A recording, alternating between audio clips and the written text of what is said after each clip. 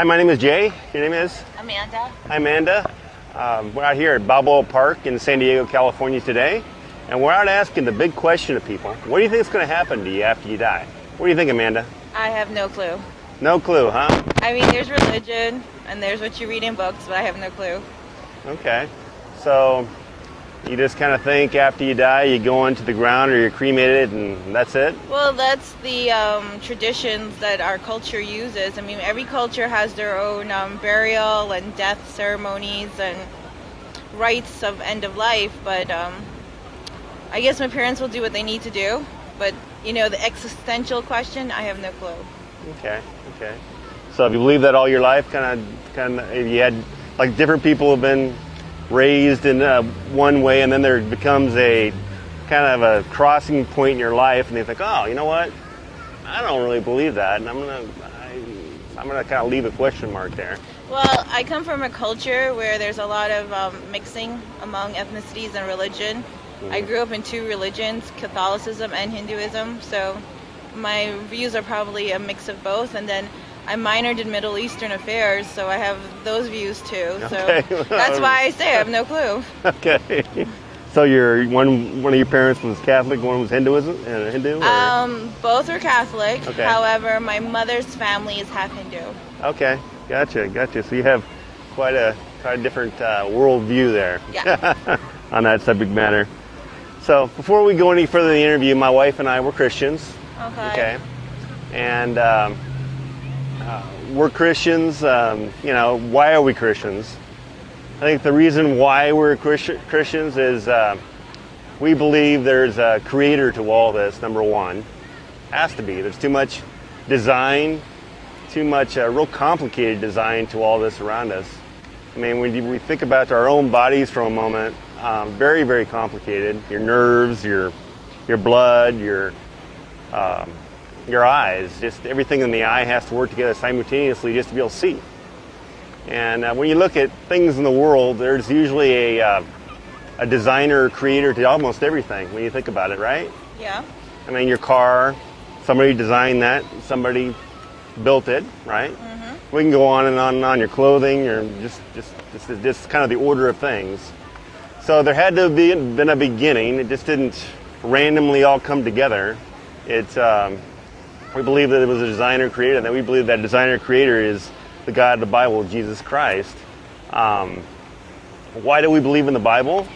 The Bible is the most produced book in the world. Okay, it's the most published book in the world, right? I want to cut you off because my grandmother's a staunch Catholic. Okay. And we go over this every day and stuff like that. So we can skip all through that part. Okay. And let's get to the point. Okay. Get to the point. Well, yes. That's one of the points. So the point is we come out here and we share some testimony that happened in our life. Why don't we get right to that? You see, and then we'll kind of go back to that a little bit.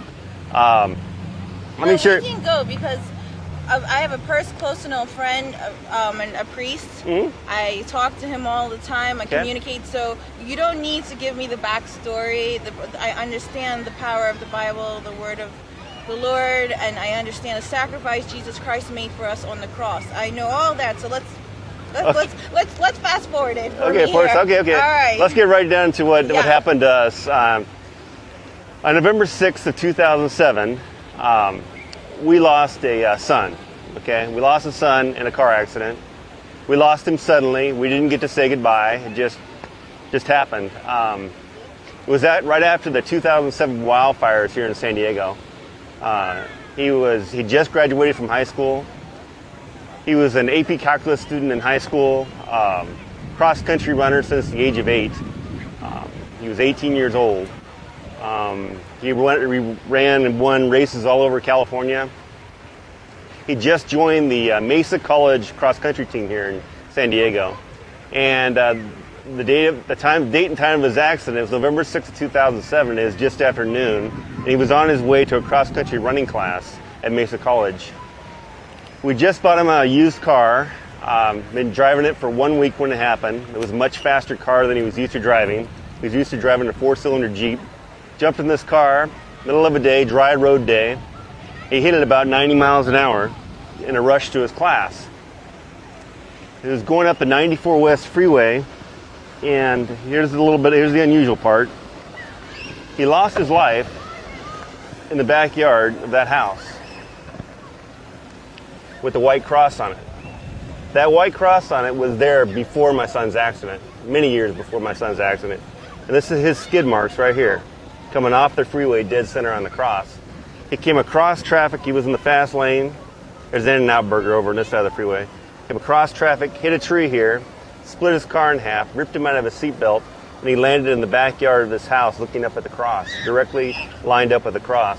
Parts of his car were completely around the cross and the roof. We actually have video footage in our website of the owner of the house picking up parts of his car around the cross. So that's a trial, okay? We're all going to lose loved ones in our life, okay? This is going to happen sooner or later, if it hasn't already happened for you. But we can do one or two things. I've lost loved ones too. Yeah, I'm saying. All through life, we're always losing loved ones. That's what I just said. Okay. That's what I said. I didn't know if you had or not. All right, yeah. It's part of life, right? Yeah. We're all going to lose loved ones sooner or later, right? So the question is, because like I said, I'm a Christian, did my son accept Jesus Christ as his Lord and Savior and get his sins forgiven before his life ended? Because you got to do that before your life ended, and you don't know when your life is going to end. He certainly didn't. He thought he was dressed in his cross-country practice clothes, shorts, brand new running shoes he got the night before from a shoe company sponsoring to wear the shoes, all excited about running them for the first time. And he was just thought he was going to be his normal day. And it just happened.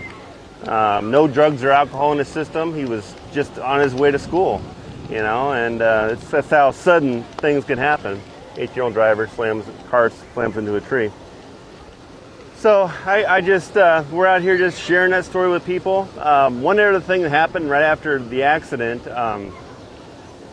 my son was an organ donor. He donated his body to an organization called LifeShare. And we got a letter from the boy that he donated his part of his body to.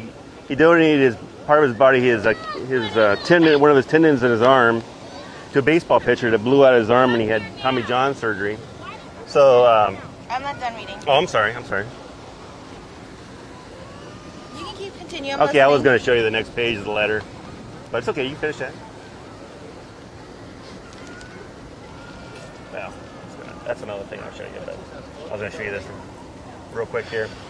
So he sent us this letter, and we read it, and it's a real nice letter to kind of describing himself and what he did for us, thanking us for what he did for him. So at the end of the letter, there's a phone number there, and he said to please call him. So we did. My wife got her cell phone, called him. We didn't get him on the phone. Left him a voicemail. But we didn't hear anything back from him for months and months and months. No call back, no nothing from the voicemail. But one day we're foster youth mentors. We take kids from the county out, and we go camping with them, bike riding with them, that kind of thing. We've done that for many years. My son was very active with it before he died. And one day we're taking our foster youth mentee to Coronado on a bike ride, and we're driving past that house, which is many miles away from my house. And right when we're going past the house, my wife's cell phone rings, and guess who's calling us for the very first time? The guy that got the tendon in his arm. So we're talking to him, and we decide to have dinner with him. And we had dinner with him and his mom up at the Claim Jumper restaurant up in Carlsbad here in San Diego. We all sit down to eat. We start talking, and the 18-year-old that got his tendon said, what kind of car did Devin drive when he died? And we said it was an Acura Integra, and the model and everything. And he looks at us funny, and he goes, I drive that same car. And then we talked to his mom, who was with him, and we find out she's a CASA, which are like foster youth mentors, take kids from the county out and shop with them and that kind of thing. And then we find out his father is a child abuse judge. So that's testimony in our life where we felt God was working, and he's working in our life all the time. We believe that he sees the conversation we're all having right now, and he wants you in heaven.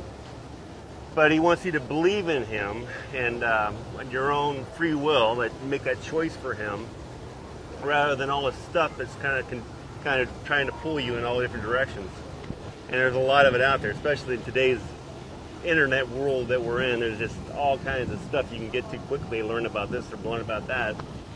But we believe that the true message is what we're trying to put out here. I think it's God could force you to believe, because He's a creator of everything. Of course, He could do that. But I think He wants that same type of relationship maybe you have with your son or your daughter, where you love them and you don't want to force your love on them. You want them to come to you naturally and come to you because they love you because you're your parent. I think that same type of love exists between us and our Creator. He wants you to choose Him. My priest does such a better job. I have to say this because he's got that cute Irish accent. He tells me the same thing all the time. I think he does a better job. Sorry, but his cute little Irish accent. Okay. I was just kind of sharing a story with you. I know. I appreciate it. It's a very interesting story. And my priest, I have to confess, with his cute little Irish accent, he does a better job. Okay. Let me ask you this final thing. Let me give you what's called the good person test, okay? I don't know if you know the actor Kirk Cameron. You know who the actor Kirk Cameron is? Yes. He was popular in the 80s, late 90s. Yeah, he had a TV show and everything. Well, he's an evangelist now, and he goes out and does this thing what we're doing right now, similar type of thing. And he taught us the good person test. When he was here in San Diego, he had a training session on how to evangelize and that kind of thing. Let me give it to you real quick. Have you ever told a lie in your life? Everybody does. Yeah, I'm sure everybody probably does, yeah? So what does the world call people that lie? What do you mean? What does the world call people? What is the name they usually associate with somebody that lies to people? A liar. Liar, there you go. You steal something, you steal the truth from the person, yeah. So you can also be a thief at the same time. Yeah, that was my next question. Have you ever stolen anything in your life? Or even if you steal the truth from a person. Or do you ever stole anything physically from somebody else, or taking something without permission? You borrow things from your sisters and siblings, when you're getting dressed to go out. Well, everything has degrees of what everybody's perception is their reality. And if you perceive me taking your purse without asking as a federal crime, then yes. But then other people may blade off. So that's a perception thing. Okay. So what does the world call people that steal? Thieves. There you go. Have you ever hated someone or called them a fool? I'm sorry. I live with fools every day. So. Okay. And Jesus said in the Sermon on the Mount, if you hate someone or call them a fool, that's murder in your heart. Then I've been murdering a lot of people, and I will continue, and that's why God died on the cross to forgive me for my sins. Yeah. So what the point is, we're all sinners. We've all done things wrong. So we believe as Christians, after this life ends, we're going to come before God. He's going to judge us for what we've done in this life. So based on the That's like what the Muslim believes in the Quran. That the day you die, on the day of judgment, every single part of your body will testify the person you are in your life. Yeah, so you come up before God, and He judges for what you've done in this life.